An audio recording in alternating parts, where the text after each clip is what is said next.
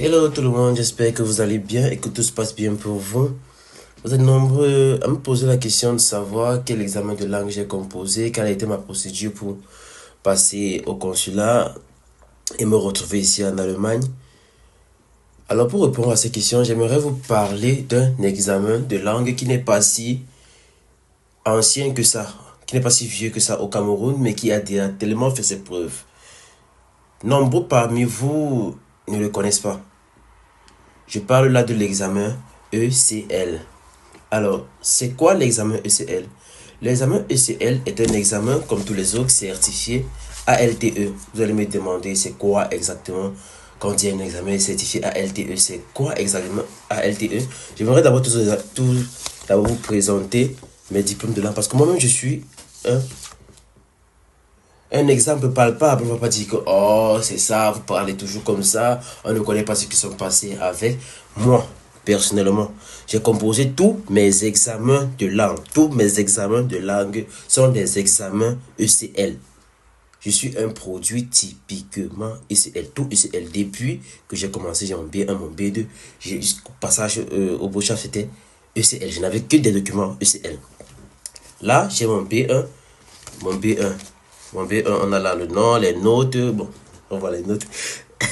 Vous avez là les noms, les notes. Et là, ce qui nous importe le plus, c'est ALTE.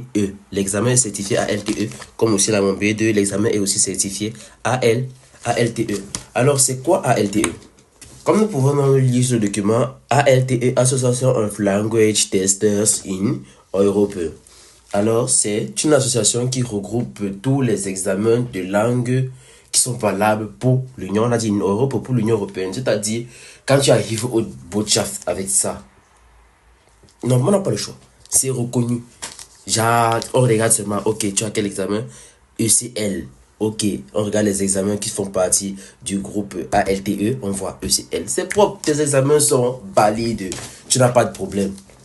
Alors, vous allez donc me demander, ok, pourquoi donc composer ce ECL? Quel avantage on a à composer ce ECL? Mis à part le fait qu'il soit reconnu, comme je l'ai déjà dit, les examens ECL se font 6 fois. 6 fois l'année. Das heißt, wir haben Februar dann April und dann Juni, August und zwischen September und Oktober und dann November und Dezember.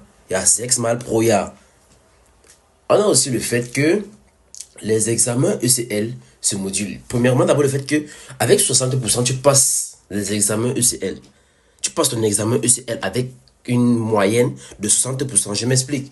Pour un étudiant qui a, disons, 90 au lesen, c'est ta matière, tu t'en sors au lesen. Quand tu as 90 au lesen, après tu as 50 au sprechen, tu as 50 au lesen, au hören et enfin 50 au hören. C'est-à-dire, tu as 90 d'un côté et les autres matières, tu te bats à avoir tes 50. La moyenne en général fait combien? On est à, je pense, 60. Avec ces 60-là, tu passes ton examen ECL. Genre, tu n'as pas besoin de venir vidéo quelque chose. Tu as passé complètement. Tu as passé ton examen ECL complètement. Il faut juste avoir en général 60% et éviter d'avoir la note éliminatoire qui est de 40%. Ça, c'est aussi un petit piège. Donc, fais juste l'effort d'avoir les connaissances requises au minimal dans toutes les matières. Je ne sais pas si tu comprends. S'il y a une qui te dépasse, si dit tu ne t'en sors pas sur une matière, tu te bats quand même à atteindre la note minimale de 40%. Le reste, tu maximises comme tu veux. À la fin, dès que ta note est supérieure ou égale à 60%, tu as passé ton examen ECL. Und wenn man nicht bestanden hat, das heißt, hat nicht 60% oder mehr als 60% bekommen hat, es gibt auch die Möglichkeit, die ganze Prüfung nicht zu wiederholen. Les matières ECL se modulent.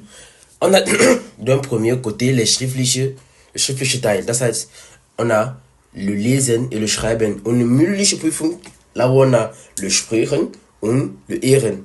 Les deux matières-là se modulent. Dans quelle mesure? Là, la mesure où tu n'as pas obtenu 60%, ta moyenne en général ne donne pas 60%. Maintenant, tu veux reprendre, tu veux recomposer. Tu ne vas pas tout recomposer. Tu vas juste recomposer la partie, le module en fait que tu n'as pas validé. Ce soit schriftliche oder mündliche. Quand tu ne valides pas tes commences, c'est-à-dire, peut-être en matière du... prenons un exemple. Tu as passé le Lesen. Tu ne passes pas le Schreiben. Mais la somme des deux te fait 60%. Là, tu ne composes plus le Schriftliche. De l'autre côté, tu as peut-être passé le Euren. Mais tu n'as pas passé le Sprechen. Mais la somme des deux ne te fait pas 60%. Non, tu vas recomposer les deux matières. C'est un peu ça. Les deux matières se modulent, il faut juste avoir 60%. En général, pour parler, il y a les deux matières qui se modulent dans deux groupes. Ça, Schriftliche und Mündliche.